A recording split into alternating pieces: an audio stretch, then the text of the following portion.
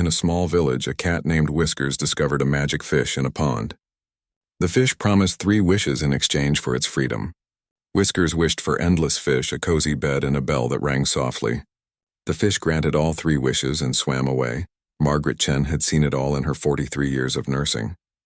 From the chaotic emergency rooms of downtown hospitals to the quiet medical wings of suburban facilities, she had witnessed every possible medical emergency that could walk, crawl, or be carried through hospital doors. At 68 years old, most people expected her to be winding down her career, perhaps working part-time shifts or considering retirement. But Margaret wasn't most people. The silver-haired nurse had earned her stripes during some of the most challenging periods in modern medical history. She had worked through multiple flu pandemics, natural disasters, and even served as a military nurse during 2 overseas deployments in her younger years. Those experiences had forged her into something remarkable, a medical professional who could remain calm when everyone around her was losing their minds. On this particular Tuesday evening at St. Mary's General Hospital, Margaret was working what should have been a routine night shift. The emergency room was moderately busy, nothing unusual for a weeknight. A few minor injuries from sports activities, an elderly man with chest pains who turned out to have indigestion, and a young mother with a feverish toddler, the kind of manageable flow that allowed the medical staff to actually eat their dinner and catch up on paperwork. The younger nurses often looked to Margaret for guidance, not just because of her experience, but because of her unique ability to handle pressure. She had a way of making complicated medical procedures seem simple and turning chaotic situations into organized, efficient operations. Her colleagues respected her deeply, though some of the newer staff members found her old-school approach intimidating at first. Dr. Patricia Williams, the attending physician on duty, had worked with Margaret for over 15 years. She knew that when things got complicated, Margaret was the nurse you wanted by your side. The doctor had seen Margaret work miracles with difficult patients, coordinate complex emergency responses, and trained countless younger nurses who went on to become exceptional medical professionals themselves. The emergency room at St. Mary's was designed to handle significant patient loads, but like most hospitals, it operated with carefully calculated staffing levels. Tonight, they had Margaret, 3 other nurses, 2 residents, Dr. Williams, and the usual support staff. It was adequate for normal circumstances, but nothing about what was coming could be considered normal. At exactly 9:47 p.m., everything changed. The first sign of trouble came through the radio system that connected the hospital with local emergency services. A multi-vehicle accident on the interstate had resulted in numerous casualties. The initial report suggested at least 12 injured people, with several in critical condition. But that was just the beginning. As the emergency dispatcher continued relaying information, the scope of the disaster became clear. A chemical tanker truck had been involved in the collision, creating a hazardous material situation that was complicating rescue efforts. Emergency responders on the scene were reporting unknown chemical exposure among the victims, which meant the hospital needed to prepare for potential contamination protocols. Dr. Williams immediately activated the hospital's mass casualty protocol, but even as she made the announcement over the intercom system, more emergency calls were coming in. A severe thunderstorm had moved through the area simultaneously, causing multiple smaller accidents, power outages, and injuries from falling trees and debris. The perfect storm of circumstances was creating a medical emergency that would test every resource the hospital had. Margaret listened to the chaos building around her with the calm focus that had made her legendary among her colleagues. While other staff members were rushing around making phone calls and trying to process the magnitude of what was happening, she was already mentally organizing the response. Her mind was cataloging available resources, prioritizing potential needs, and calculating how to maximize their effectiveness with limited staff. The hospital's emergency protocol called for specific procedures when dealing with mass casualties, but Margaret knew from experience that protocols were just starting points.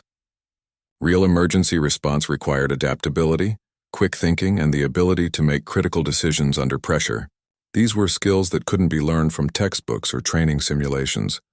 They came from years of facing real crises and learning from each one. As the first ambulance sirens became audible in the distance, Margaret began preparing the emergency room for what was coming. She started by clearing all non-critical patients to other areas of the hospital, creating maximum space for incoming casualties.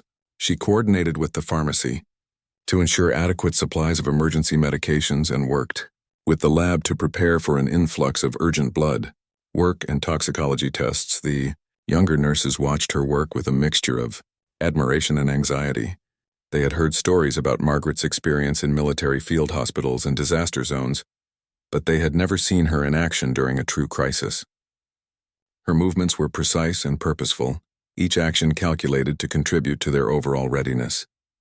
Dr. Williams found herself grateful once again for Margaret's presence. The doctor was excellent at her job, but she recognized that Margaret's experience in managing large-scale medical emergencies was invaluable. They had worked together long enough to function almost like a well-oiled machine, each understanding their role and trusting the other's judgment completely. As the first ambulance pulled into the emergency bay, its red and blue lights painting the walls in alternating colors, Margaret took a deep breath and prepared for battle. She had been in situations like this before, where split-second decisions could mean the difference between life and death, where organization and leadership could save lives that might otherwise be lost to chaos and confusion. The radio crackled with updates from the accident scene. The chemical spill was contained, but they were still dealing with unknown exposure levels among the victims. The storm had intensified, making rescue operations more difficult and creating additional casualties throughout the city. Multiple hospitals were being overwhelmed, and St. Mary's was about to become the primary trauma center for the entire region. Margaret looked around the emergency room one final time, checking that everything was in place. In a few moments, their quiet Tuesday evening would transform into something that would test every skill they had learned and every ounce of strength they possessed. But she was ready, and more importantly, she was prepared to make sure everyone else was ready too, leaving Whiskers content and purring in the sun. The automatic doors burst open with a mechanical whoosh, and chaos flooded into the emergency room like a dam breaking. The first stretcher carried a middle-aged man whose shirt was torn and bloodied, his face covered with cuts from shattered glass. Behind him came another victim, a young woman clutching her arm and crying as paramedics guided her toward triage. But these were just the beginning of what would become an overwhelming flood of human suffering. Sarah Martinez, one of the newer nurses, felt her stomach drop as she saw the steady stream of ambulances pulling up outside. She had been working at St. Mary's for only 8 months, and nothing in her training had prepared her for this scale of emergency. Her hands started to shake as she watched the parade of injuries coming through the doors. Broken bones, lacerations, possible chemical burns, and cases where the full extent of damage wasn't immediately visible. The paramedics were shouting medical information over the noise of multiple conversations, radio chatter, and the constant beeping of medical equipment, blood pressure readings, heart rates, suspected injuries, and medication already administered. All crucial information that needed to be processed quickly and accurately. But with so many cases arriving simultaneously, the normal triage process was becoming overwhelmed. Margaret observed the developing chaos with the calculating eye of someone who had seen this movie before.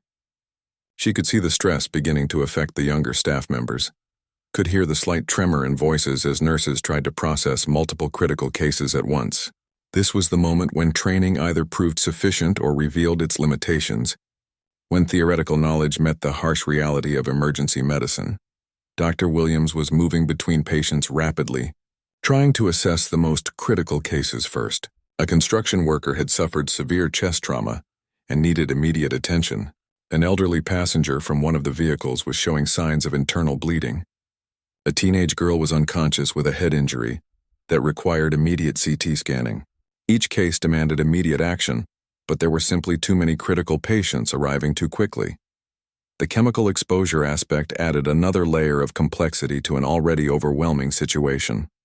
Until they knew exactly what chemicals were involved and what decontamination procedures might be necessary, every patient from the accident scene had to be treated as potentially contaminated. This meant additional protective equipment for staff, specialized cleaning protocols, and careful isolation of affected patients from the general emergency room population.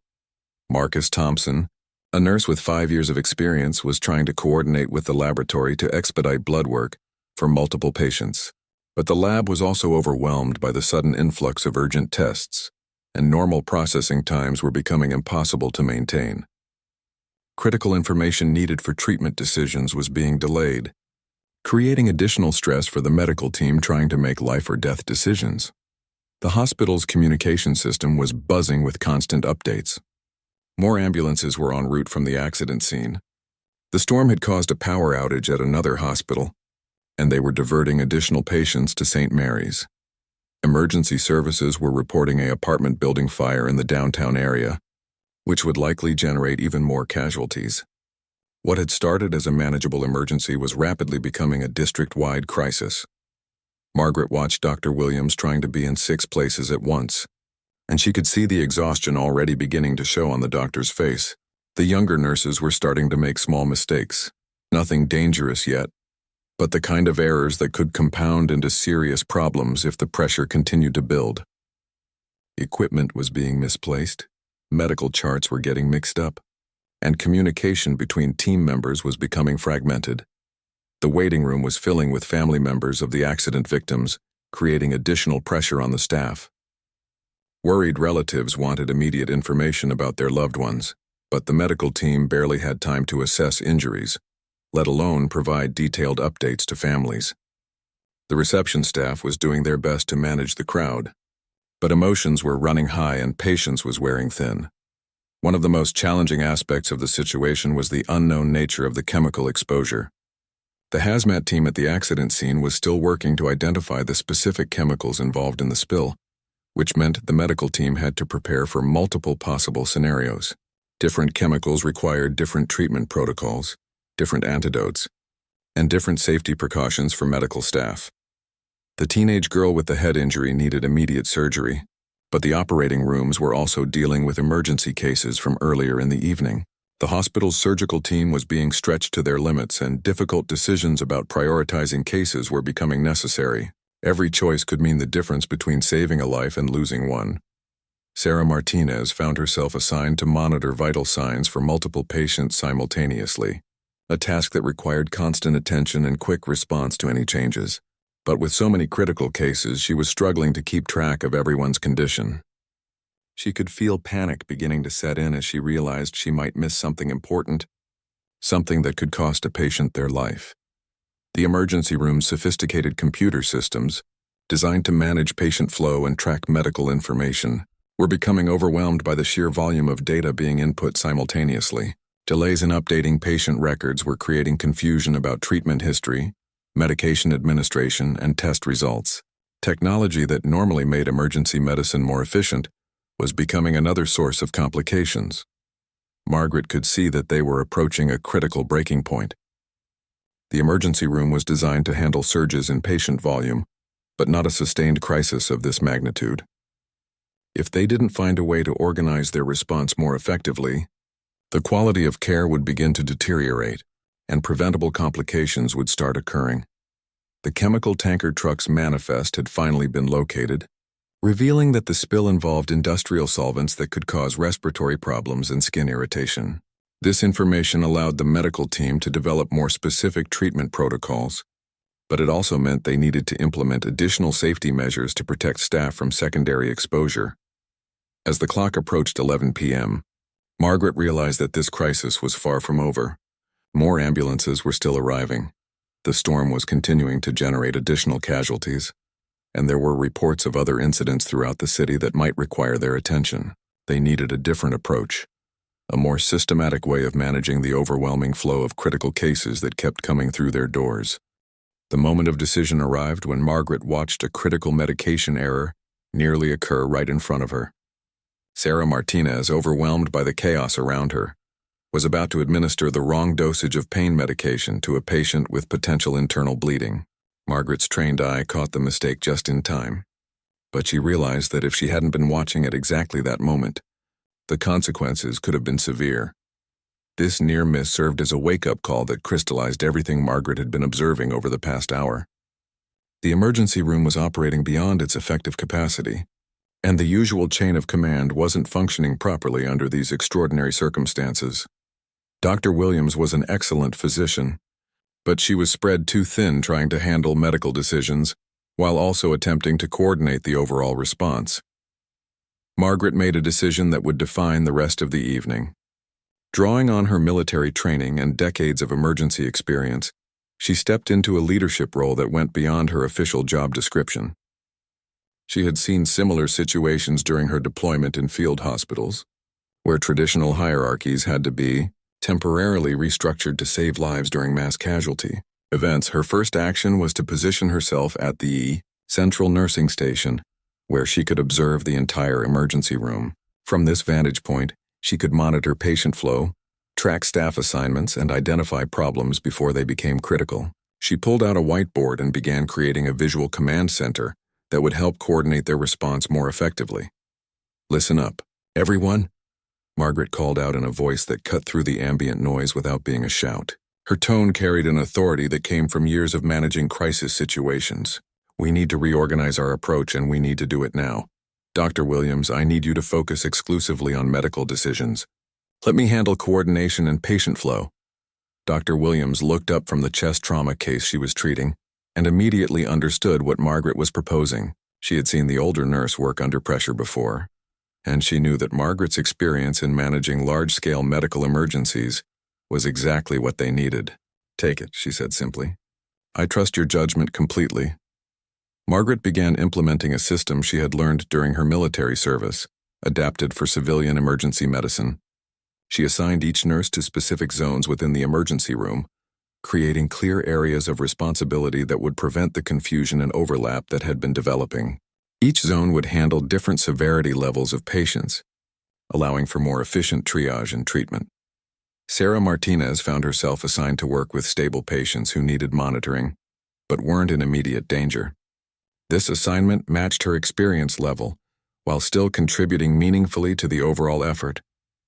Margaret made sure to position her where she could ask for help if needed. Removing the pressure that had nearly led to the medication error, Marcus Thompson was given responsibility for coordinating with the laboratory and radiology departments. His job was to ensure that critical test results were prioritized and communicated quickly to the appropriate medical staff. This centralized communication would prevent important information from getting lost in the chaos. The newest addition to Margaret's command structure was a patient tracking system that used colored tags to indicate treatment priority and status, red tags for critical patients requiring immediate attention, yellow for urgent cases that could wait briefly, and green for stable patients who needed care but weren't in immediate danger. This visual system allowed anyone to quickly assess the emergency room's status and identify where help was most needed. Margaret also established a clear communication protocol.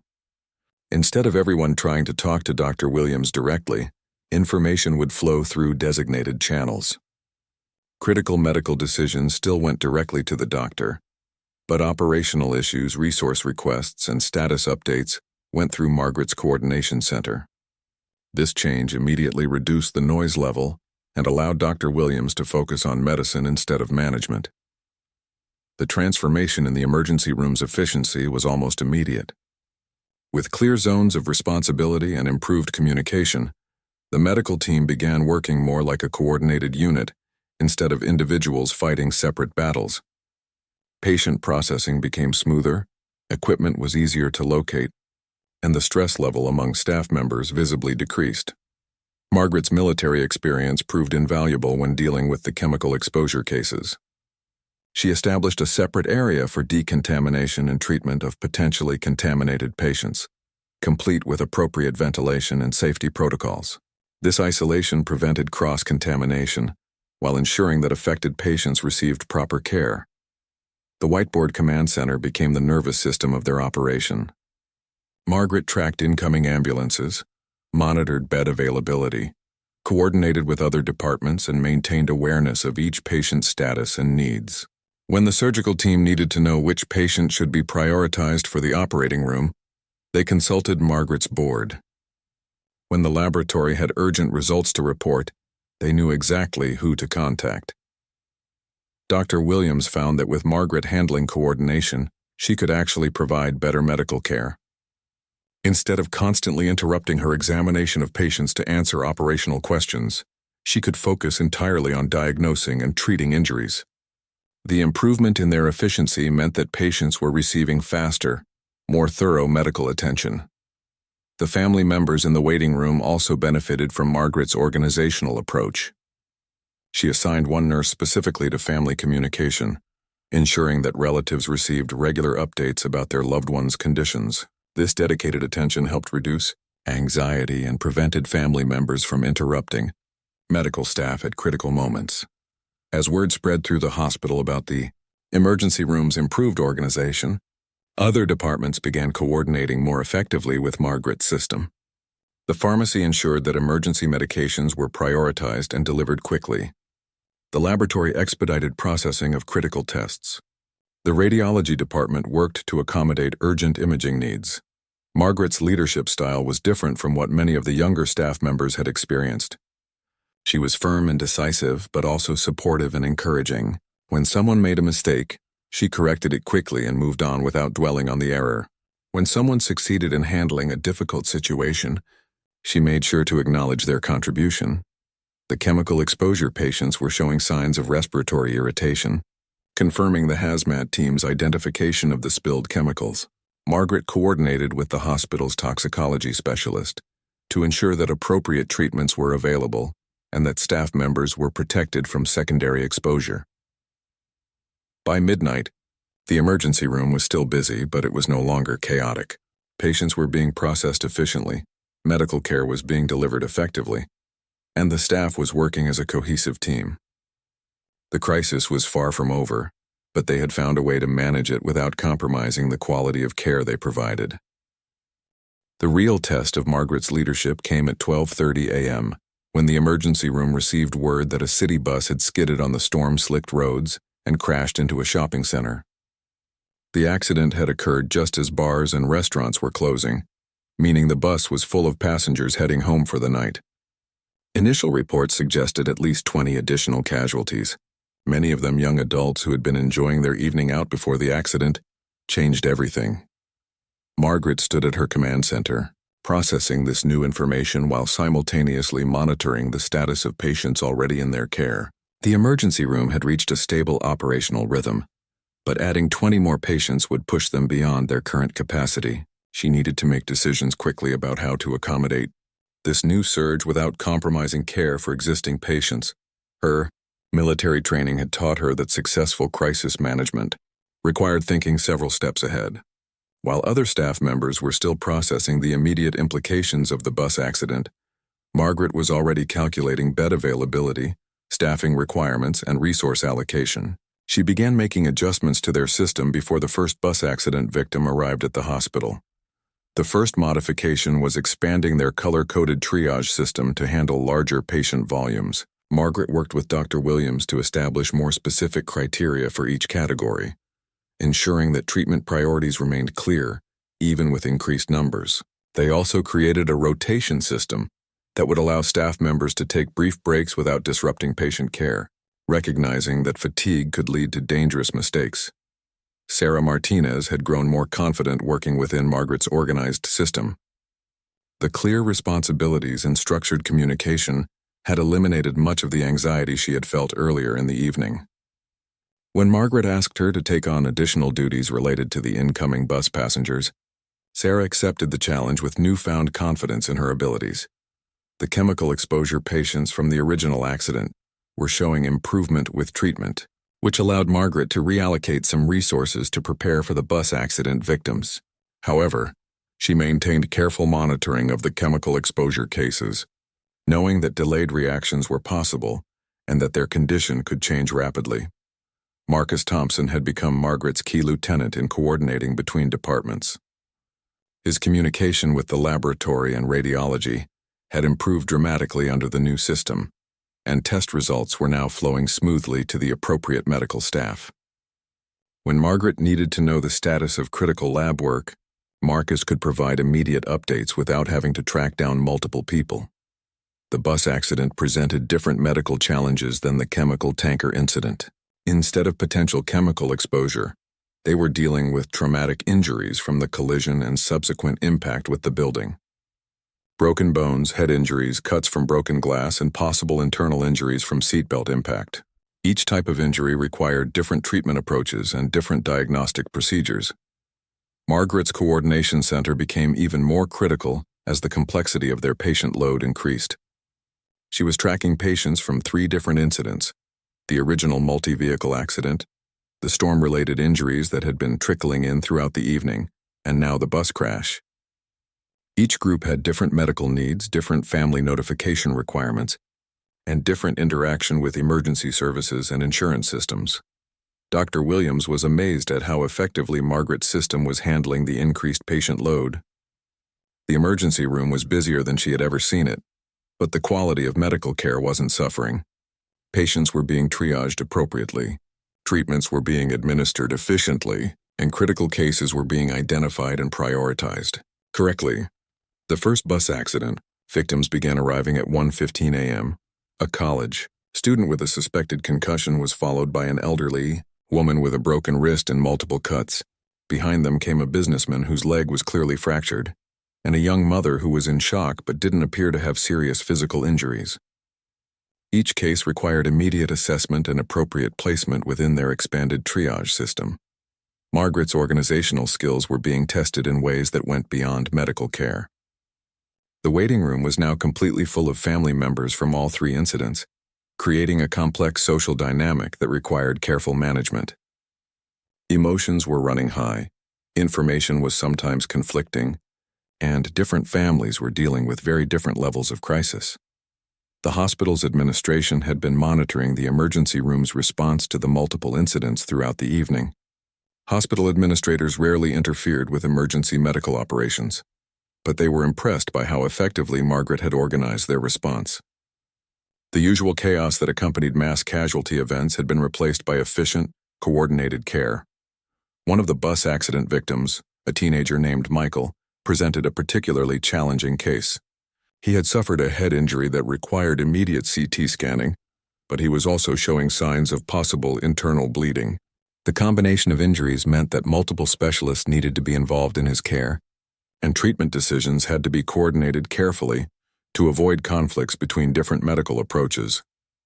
Margaret coordinated Michael's care by establishing a clear communication chain between the emergency room, the radiology department, the neurology specialist, and the surgical team.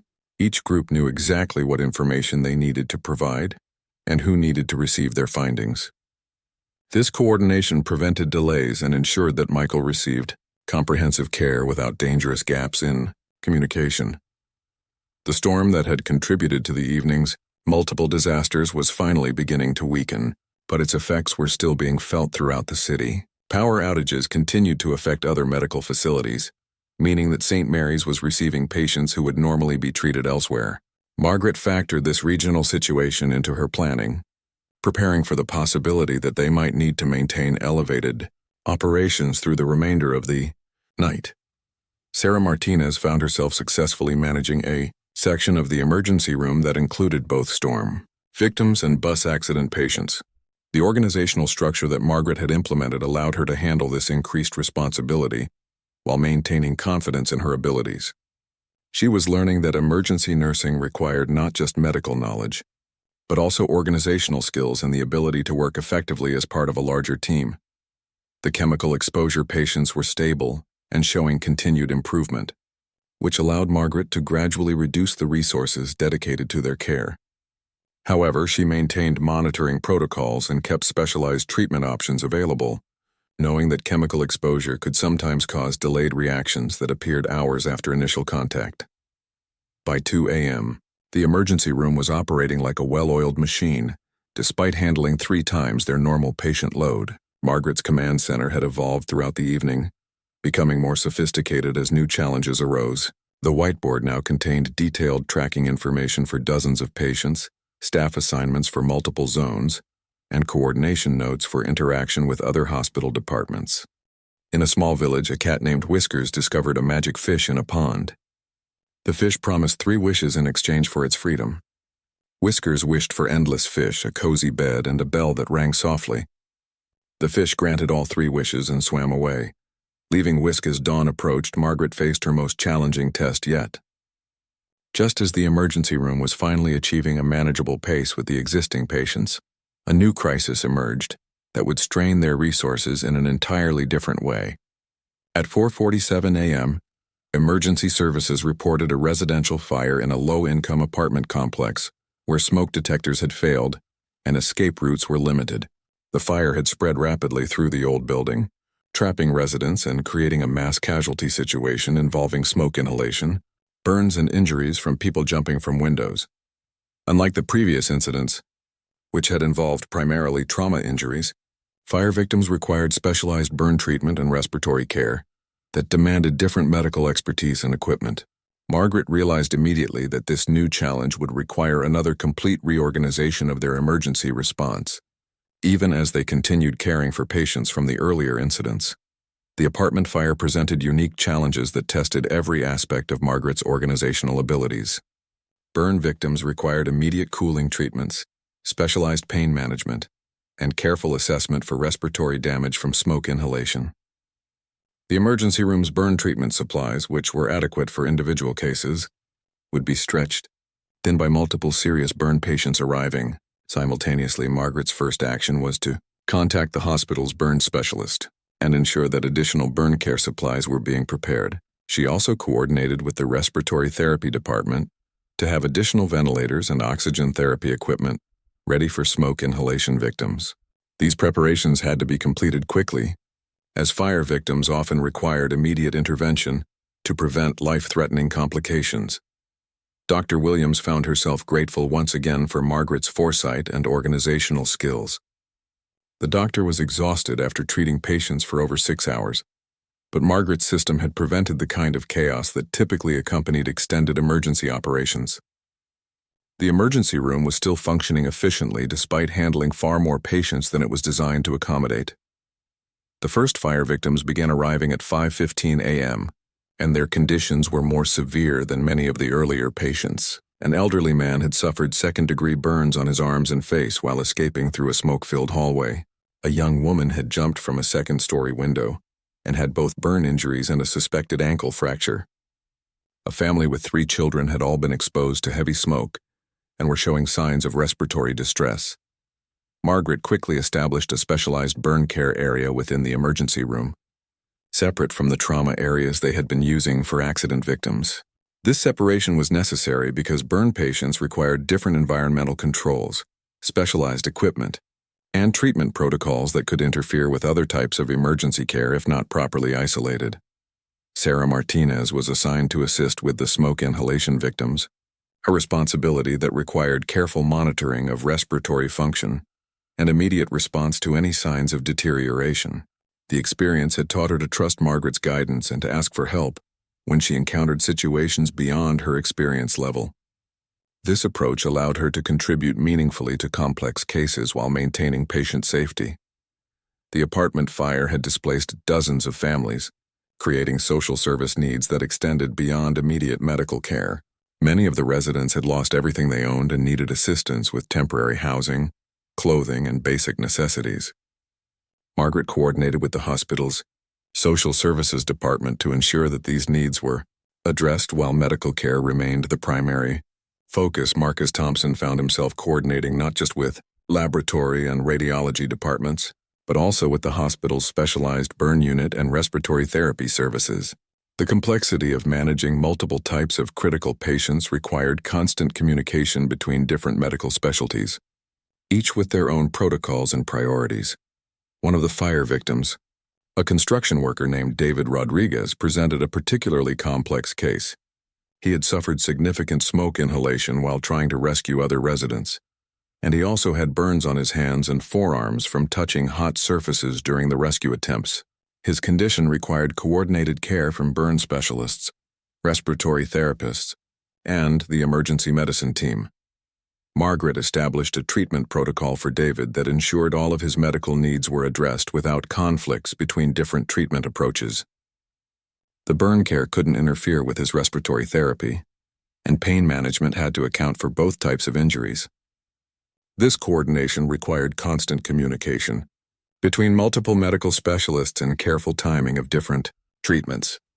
The emergency room's air filtration systems were working overtime to handle the increased activity and the additional equipment being used for burn and respiratory care.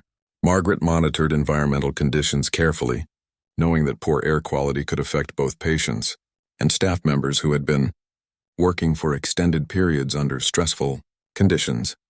Dr. Williams was dealing with medical decisions involving 4 different types of emergency cases: trauma from the original accident, chemical exposure effects, injuries from the bus crash, and now burns and smoke inhalation from the apartment fire. Each category required different diagnostic approaches, different treatment protocols, and different coordination with medical specialists throughout the hospital.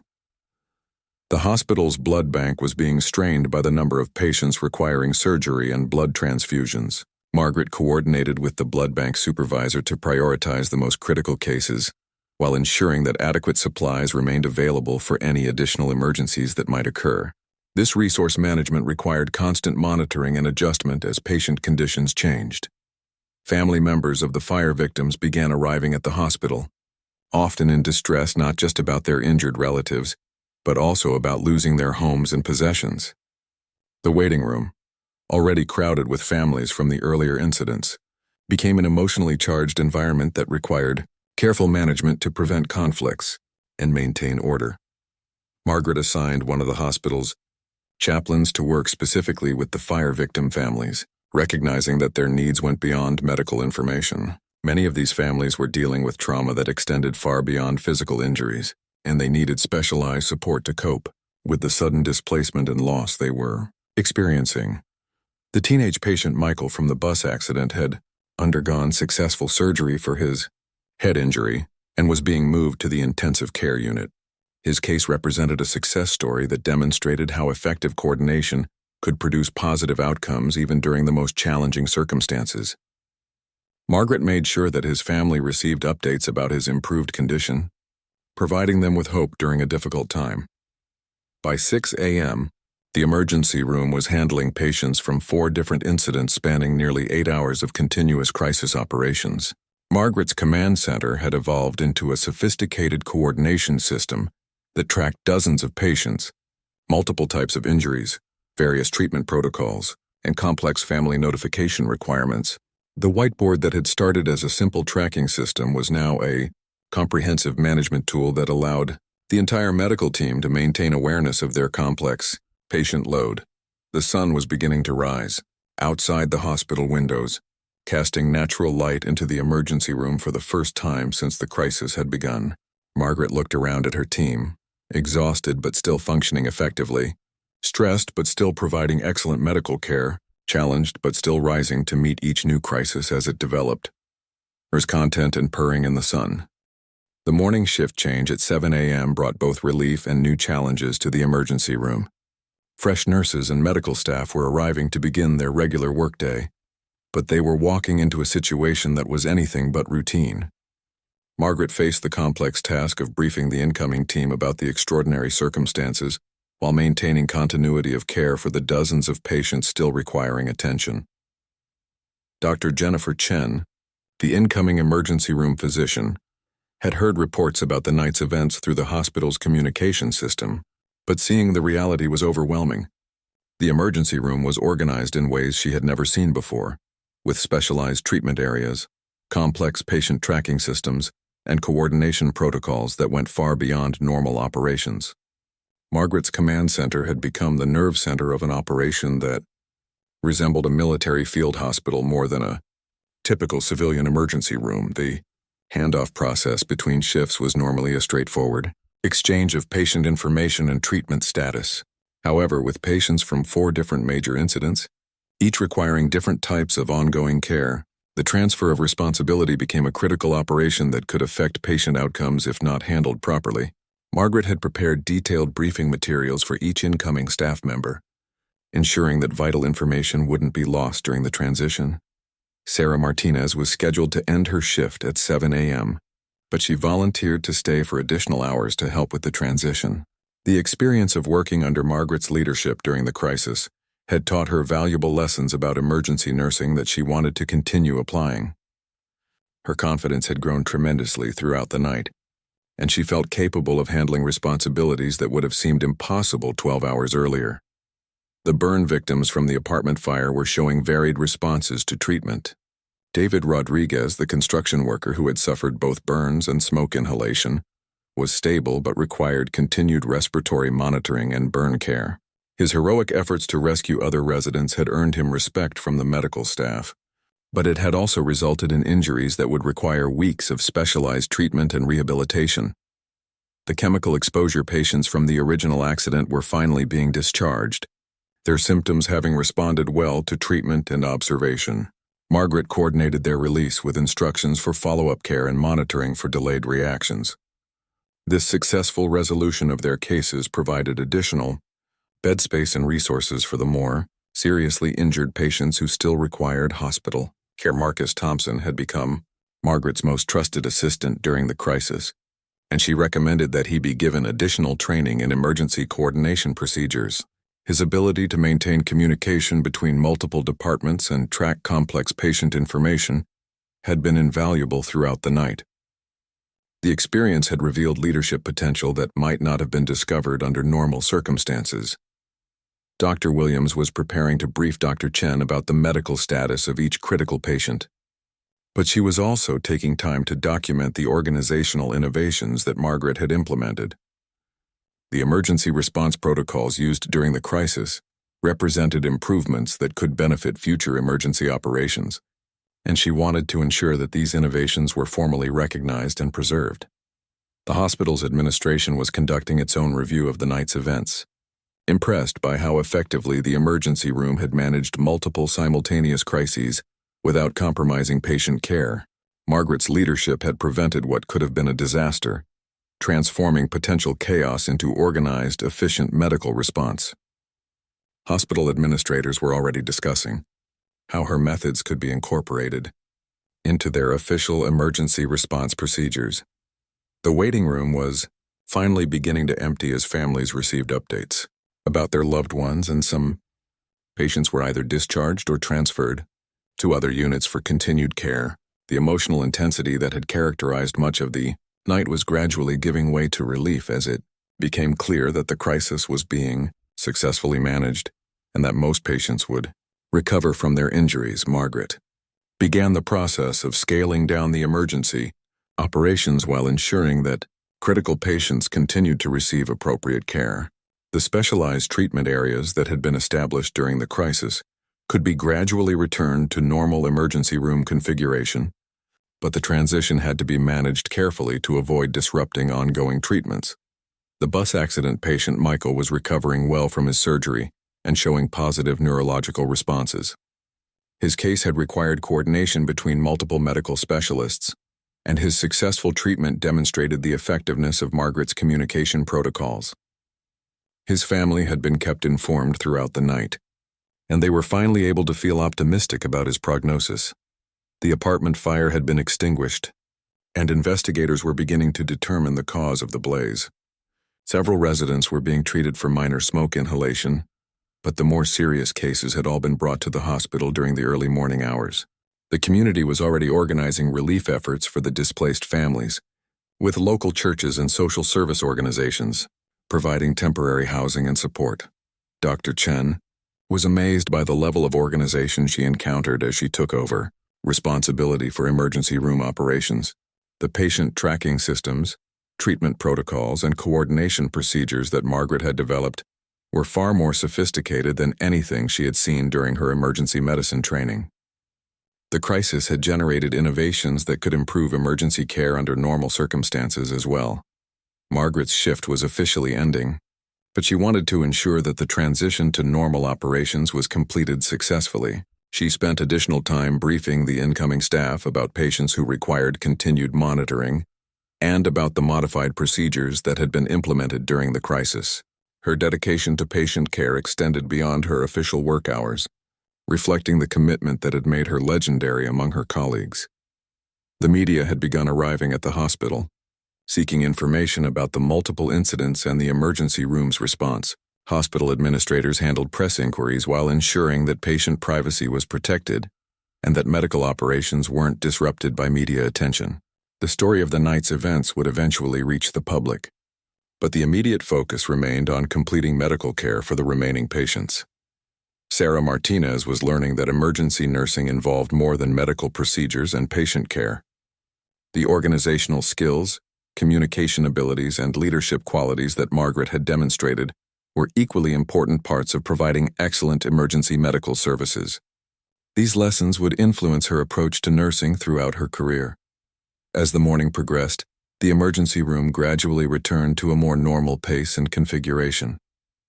Patients were being processed through regular triage procedures, routine medical cases were being handled efficiently, and the crisis atmosphere was giving way to standard hospital operations. However, the impact of the night's events would continue to influence how the hospital prepared for and responded to future emergencies. 3 weeks later, Margaret Chen sat in the hospital's conference room facing a panel of medical administrators, emergency medicine specialists, and nursing supervisors who wanted to understand exactly what had happened during that extraordinary night. The meeting had been called to review the emergency response procedures and to document the innovations that had made such effective crisis management possible. What had started as a routine incident review had evolved into something much more significant. Dr. Patricia Williams had prepared a detailed medical report documenting patient outcomes from the multiple incidents. Despite handling 4 times their normal patient load under extraordinarily challenging circumstances, the emergency room had achieved patient care results that exceeded normal standards. Not a single preventable death had occurred, complications had been minimized, and recovery times had been better than expected for the severity of injuries involved. The hospital's chief administrator, Dr. Robert Harrison, was particularly interested in understanding how Margaret's organizational methods had prevented the chaos that typically accompanied mass casualty events. Previous emergencies at other hospitals had resulted in medical errors, delayed treatments, and sometimes tragic outcomes when normal procedures broke down under pressure. Margaret's leadership had demonstrated that alternative approaches could produce superior results. Sarah Martinez had been asked to participate in the review, representing the perspective of newer nurses who had worked under Margaret's crisis management system. She described how the clear organization and communication protocols had allowed her to contribute effectively to complex emergency care, despite her limited experience. The structured approach had actually accelerated her learning and increased her confidence in handling critical situations. Marcus Thompson provided insights into how the coordination protocols had improved communication between departments and reduced delays in critical test results and specialist consultations. The emergency room's relationship with other hospital departments had functioned more smoothly during the crisis than it typically did during normal operations, suggesting that Margaret's methods could benefit everyday hospital operations as well. The review panel was particularly interested in the adaptability that Margaret had demonstrated throughout the night. As new challenges emerged, from chemical exposure to bus accident trauma to apartment fire burns and smoke inhalation, she had continuously modified her organizational approach without disrupting ongoing patient care. This flexibility had been crucial to managing the evolving crisis effectively. Margaret herself was somewhat uncomfortable with the attention her actions had received. From her perspective, she had simply applied principles and methods she had learned during decades of emergency medicine and military service. However, she recognized that formally documenting these approaches could help other hospitals prepare for similar situations and potentially save lives during future emergencies. The patient outcomes review revealed several success stories that demonstrated the effectiveness of coordinated emergency care. Michael, the bus accident victim with the head injury, had made a complete recovery and returned to college. David Rodriguez, the construction worker from the apartment fire, was completing his rehabilitation and had been recognized by the city for his heroic rescue efforts. The chemical exposure victims had experienced no long-term effects from their injuries. Dr. Jennifer Chen, who had taken over emergency room operations that morning, described how Margaret's organizational innovations had continued to benefit patient care even after the crisis had ended. Some of the communication protocols and coordination procedures had been so effective that they had been incorporated into the emergency room's standard operating procedures for normal circumstances. The hospital's nursing education department wanted to develop training programs based on Margaret's crisis management methods. The techniques she had used could be taught to other nurses, potentially improving emergency response capabilities throughout the hospital system. Margaret agreed to participate in developing these training programs, sharing her knowledge with the next generation of emergency nurses. The The review also examined the broader implications of the night's events for emergency preparedness in the region. The multiple simultaneous incidents had revealed vulnerabilities in the area's emergency response systems, but they had also demonstrated that well-organized hospitals could handle crisis situations more effectively than previously thought possible. These lessons were being shared with other medical facilities and emergency services organizations. Margaret's military background had played a crucial role in her ability to manage the crisis, but the review panel recognized that civilian nurses could learn similar organizational and leadership skills through appropriate training and experience. The hospital was developing programs to cross-train emergency room staff in crisis management, techniques that had proven effective during the night of multiple emergencies, the media attention surrounding the emergency rooms. Successful crisis response had brought recognition to Margaret and her team, but it had also highlighted the dedication and skill of emergency medical professionals in general. The story had inspired other healthcare workers and had increased public appreciation for the challenging work performed in hospital emergency rooms every day.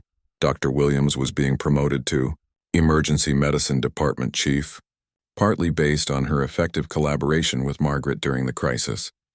She was implementing changes to emergency room operations that incorporated many of Margaret's innovations, ensuring that the hospital would be better prepared for future mass casualty events or extended emergency operations. Margaret was offered several positions that would have advanced her career and increased her salary, including opportunities to develop emergency response programs for other hospitals.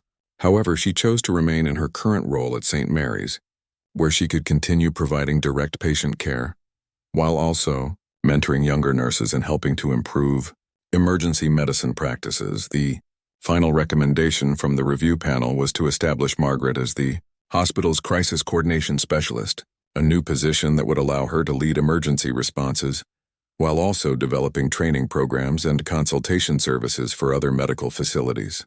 This role would formalize the leadership abilities she had demonstrated during the crisis while allowing her to continue practicing.